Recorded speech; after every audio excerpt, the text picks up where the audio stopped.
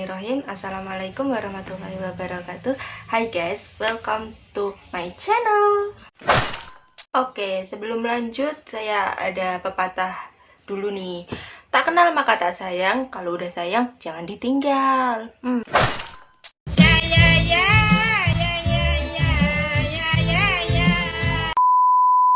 Oke, kita awali dari perkenalan dulu ya. My name is Dinda Ria Safitri. You can call me Din atau Den atau Dinda, terserahlah. Saya seorang mahasiswi dari program studi Manajemen Bisnis Syariah, Fakultas Ekonomi dan Bisnis Islam. Oke guys, tujuan saya membuat video ini yaitu akan mempresentasikan tentang ruang lingkup bisnis syariah. Sebelumnya kita membahas tentang bisnis dulu. Apa sih itu bisnis? Nah, kita bahas nih. Pertama, bisnis adalah kegiatan yang dilakukan oleh individu atau sebuah organisasi yang menciptakan nilai melalui produk, barang, dan jasa untuk memperoleh keuntungan dan memenuhi kebutuhan masyarakat. Nah, biasanya ada yang menyebut bisnis itu adalah seni. Kok bisa bisnis menjadi seni? Ya, karena bisnis yaitu menciptakan suatu hal baru, entah itu barang, layanan, atau jasa untuk memenuhi kebutuhan masyarakat. Baik, dalam pembahasan kedua yaitu kita menuju ruang lingkup bisnis syariah. Di sini ada 4 prinsip.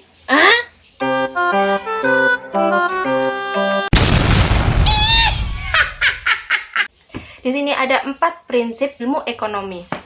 Yang pertama yaitu tauhid. Dalam kandungannya meyakini bahwa segala sesuatu yang ada di alam ini bersumber dan berakhir kepadanya.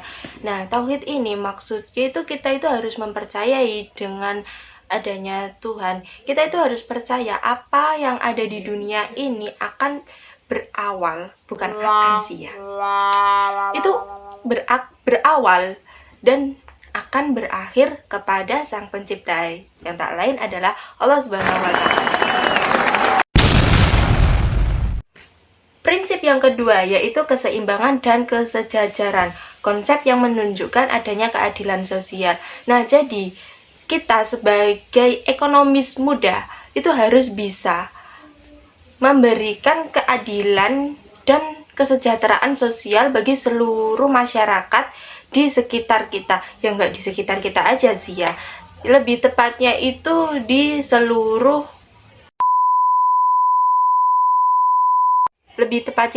warga Indonesia gitu maksud saya. Oke, lanjut dengan prinsip yang ketiga yaitu kehendak bebas. Manusia bebas menentukan pilihan yang beragam sejalan dengan kemaslahatan umat. Nah, kita itu bebas nih, bebas mau menentukan kita itu berbisnis apa. Misalnya bakso, asal jangan bakso borak. Misalnya bakso ayam atau bakso sapi. Nah, kita itu bebas menentukan bisnis apa yang kita jalani agar apa ya?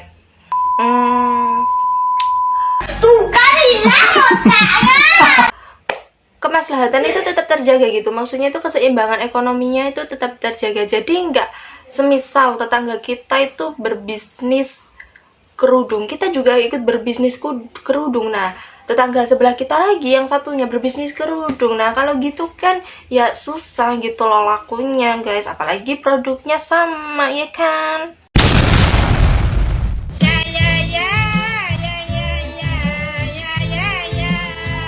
Prinsip yang terakhir atau prinsip yang keempat yaitu tanggung jawab. Tanggung jawab manusia atas segala aktivitas yang dilakukan kepada Tuhan Yang Maha Esa dan juga tanggung jawab kepada manusia sebagai masyarakat. Nah, kita itu sebagai calon pebisnis muda. Calon pebisnis muda, kita itu harus mempunyai rasa bertanggung jawab. Tanggung jawab itu sudah harus kita tanamkan dalam diri kita sedini mungkin ya kalau bisa. Itu tanggung jawab kepada Tuhan, tanggung jawab kepada masyarakat. Nah, contoh ya, misal tanggung jawab kepada Tuhan, kita itu harus mentaati apa yang jadi kewajiban kita gitu. Jadi hablum minallah itu penting guys, supaya kita itu apa ya, menjadi hamba yang bertakwa gitu, asik. Nah, tanggung jawab kepada manusia. Semisal kita punya pabrik, terus limbahnya itu dapat mengotori contoh sawah masyarakat sekitar. Nah, kita itu harus tanggung jawab gitu terhadap limbah yang kita buat dari pabrik kita, yang kita hasilkan dari pabrik kita. Nah, bentuk tanggung jawabnya apa? Nah, mikir sendiri. Tenang saja, itu masalah Anda, bukan masalah saya. Nggak baik kalau saya ikut masalah orang. Oke, maksudnya tanggung jawab yang harus kita berikan kepada masyarakat jika seumpama kita punya pabrik terus limbahnya berdampak buruk kepada masyarakat. Nah, kita itu harus kembali melestarikan lingkungan yang udah itu sih, yang udah kena dampak buruk kita gitu. Harus kayak membersihkan lah gitu. Terus kita membuang limbahnya itu ke tempat yang emang sepi dari pemukiman gitu, supaya masyarakat itu tidak terganggu dengan adanya limbah-limbah kotor yang kita hasilkan gitu ya. Selanjutnya yaitu ciri-ciri dan karakter bisnis syariah. Yang pertama yaitu berpijak pada nilai-nilai ruhiyah. Apa sih nilai-nilai ruhiyah itu? Yaitu kesadaran manusia sebagai makhluk Allah. Nah, kita itu harus sadar guys, sebagai makhluk Allah kita itu nggak abadi di dunia, jadi kita itu nggak boleh sombong gitu ya. Terus ya taat gitu sama apa yang diperintahkan oleh Allah. Terus kita itu harus saling membantu gitu ya sesama manusia, jadi nggak boleh sombong gitu, nanti malu sama kucing.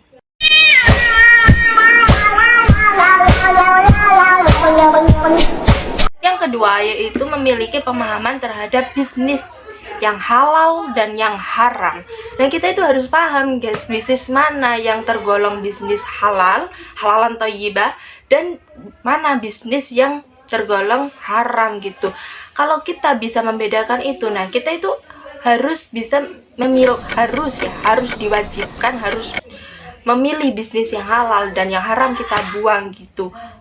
Insyaallah, insyaallah, insyaallah, you'll find your way. Ciri yang ketiga, benar secara syar'i baik teori atau praktik penerapannya.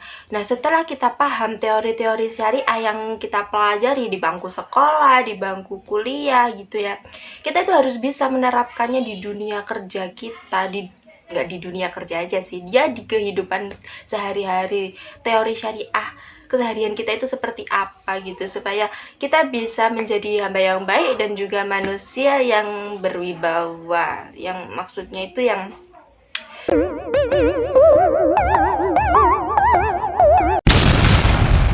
yang berkarakteristik islami gitu ya. Terus yang keempat, berorientasi pada hasil dunia dan akhirat. Maksudnya ini berorientasi itu kayak kalau kita punya hasil, kita itu harus sedekah lah ya. Ibaratnya itu kita itu sedekah kepada ya orang-orang yang kurang mampu atau tetangga-tetangga kita yang yang belum berkecukupan gitu, kita bisa sedekahkan. Nah, itu akan menjadi berkah gitu bagi usaha kita kelak, berkah di dunia dan juga berkah di akhirat tentunya. Oke, ciri yang terakhir yaitu berorientasi pada kebahagiaan abadi di yaumul akhir.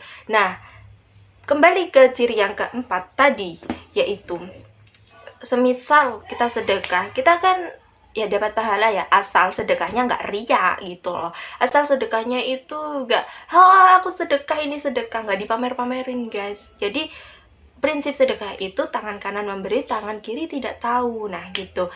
Nah itu akan insya Allah akan mendapat ridho dari Allah, dan kita akan memetik kenikmatan dari ridho tersebut, dari pahala sedekah kita tersebut itu di yaumul akhir nanti. Oke. Materi selanjutnya yaitu sejarah perkembangan bisnis syariah. Oke. Di sini saya akan bercerita terlebih dahulu ya guys. Islam lebih dahulu mengenal sistem bisnis karena Al-Quran telah diturunkan pada tahun 610 Masehi, yaitu 800 tahun lebih dahulu dari Luca Pacioli yang menerbitkan bukunya pada tahun 1494. Negara Madinah merupakan letak awal perkembangan Islam, yaitu pada tahun 622 Masehi atau tahun 1 Hijriah. Pemikir ekonomi Islam pertama yaitu adalah Nabiullah Muhammad SAW. Nah, beliau ini juga berjiwa bisnis, guys. Sebelum beliau menjadi nabi, beliau itu sempat mendagangkan dagangannya Siti Khadijah atau istri pertama Rasulullah. Gitu. Jadi, secara tidak langsung itu Rasulullah sebenarnya telah mengajarkan bagaimana sih konsep bisnis Islam gitu. Tapi dari ajaran Rasulullah tersebut belum ada modernisasi, soalnya masih jauh lah ya dari zaman modernisasi seperti sekarang. Jadi Rasulullah itu mengajarkan kita bagaimana bisnis syariah. Oke, lanjut. Nabi Muhammad SAW bertindak sebagai kepala negara dan juga sebagai ketua Mahkamah Agung, mufti besar dan panglima perang tertinggi, bertindak sebagai penanggung jawab administrasi negara.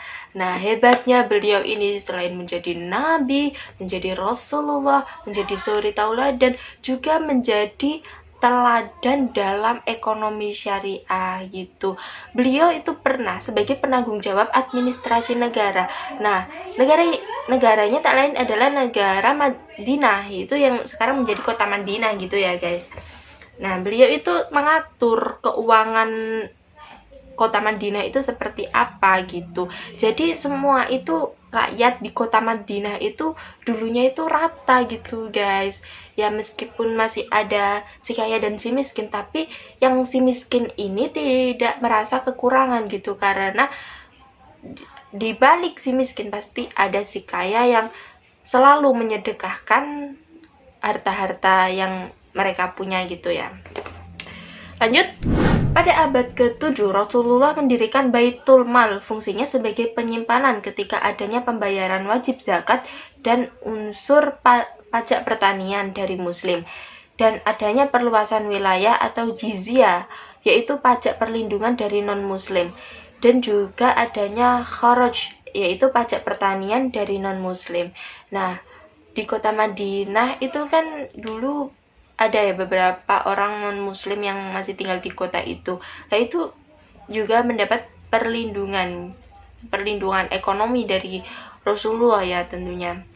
Jadi Rasulullah itu tidak memandang kasta, tidak memandang agama gitu. Pokoknya orang Islam harus dapat, kalau orang kafir bodo amat. Gak gitu, guys. Jadi siapapun yang tinggal di kota Madinah itu harus mendapatkan keadilan dalam ekonomi gitu. Jadi tidak membeda-bedakan gitu. Kan Islam itu indah. Oke.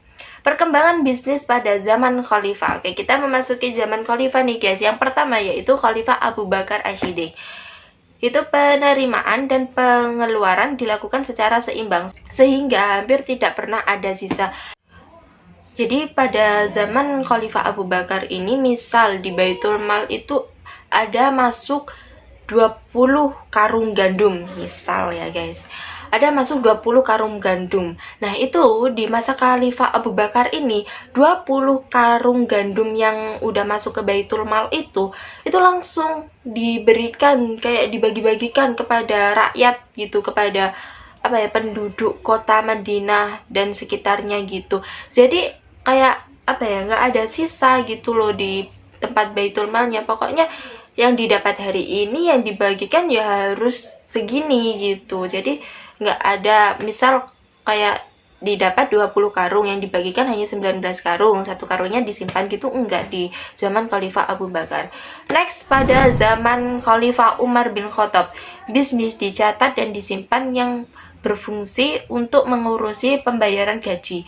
Bisnis berkembang dari suatu lokasi ke lokasi lain sebagai akibat dari hubungan antar masyarakat. Selain itu, Baitul Mal sudah diputuskan di daerah-daerah taklukan Islam. Nah, jadi di sini konsep dari Khalifah Umar bin Khattab itu bisnis berkembang dari satu lokasi ke lokasi lain, kayak apa ya, penyebaran bisnis Islam gitu loh. Harus berkembang. Misal di kota Madinah itu loket A itu udah berkembang besar. Nah, kita taruh cabang dari loket A itu, yaitu loket B di kota Mekah gitu, dan seterusnya. Jadi Khalifah Umar bin Khattab itu menyebarkan Islam itu dengan berbisnis juga gitu, agar penduduk lokal yang belum memeluk Islam itu bisa bisa terpengaruh dengan konsep bisnis Islam yang diterapkan gitu ya. Selanjutnya yaitu Khalifah Utsman bin Affan memperkenalkan tentang istilah khitabat al-rasul wasir, yaitu berarti memelihara pencatatan rahasia. Dalam hal pengawasan pelaksanaan agama dan moral, lebih difokuskan kepada muhtasib, yaitu orang-orang yang bertanggung jawab atas lembaga al-hisbah. Oke, selanjutnya yaitu Khalifah Ali bin Abi Thalib. Sistem administrasi Baitul Mal difokuskan pada pusat dan lokal yang berjalan baik. Surplus pada Baitul Mal dibagikan secara profesional sesuai dengan ketentuan Rasulullah. Adanya surplus ini menunjukkan bahwa proses pencatatan dan laporan berlangsung dengan baik. Nah, di Khalifah Ali bin Abi Thalib ini menjalankan sistem sebagaimana Rasulullah menjalankannya dahulu. Oke, kita lanjut di usaha perusahaan syariah. Produk perbankan syariah secara umum dikelompokkan menjadi 3 bagian, yaitu produk penyaluran dana, produk penghimpunan dana, dan terakhir produk jasa. Di produk-produk penyaluran dana ini ada 2 akad, yaitu akad bagi hasil dan akad jual beli. Akad bagi hasil yaitu musyarakah dan mudharabah. Nah, sistem musyarakah dan mudharabah ini semisal bank itu meminjamkan uang ke saya, misal ya, buat saya berusaha.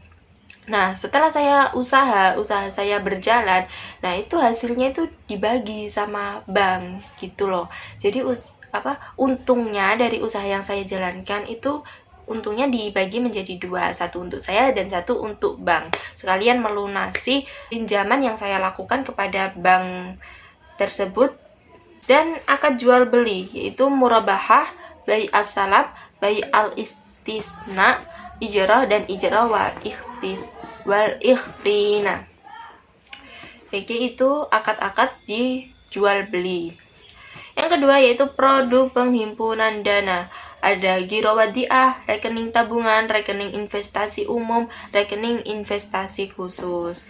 Dan yang ketiga yaitu produk jasa. Produk jasa antara lain ron, wakalah, kafalah, hawalah, jualah, dan sorf. Oke, selanjutnya yaitu peluang-peluang bisnis. Secara terminologis, pengertian peluang usaha adalah kesempatan yang dapat dimanfaatkan seseorang untuk mendapatkan apa yang diinginkannya, keuntungan, kekayaan, uang, emas, dan lain-lain. Jadi crazy rich. Dengan memanfaatkan berbagai faktor, baik faktor eksternal maupun faktor internal. Nah, di peluang-peluang bisnis ini, kita sebagai calon pebisnis muda kita harus bisa melihat peluang-peluang yang ada di sekitar kita untuk kita jalankan misi kita, yaitu membangun bisnis yang kita impikan gitu. Ada 2 faktor nih di sini, yaitu faktor eksternal dan faktor internal.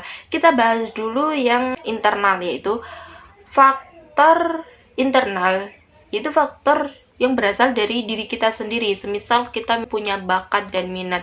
Nah, faktor internalnya itu kayak sebuah bakat untuk membuat kerajinan buket atau apalah gitu. Oke, kita ambil kerajinan buket ya. Nah, aku tuh kayak bisa membuat kerajinan buket. Nah, itu adalah peluang usahaku gitu untuk menjual buket-buket yang udah aku buat gitu.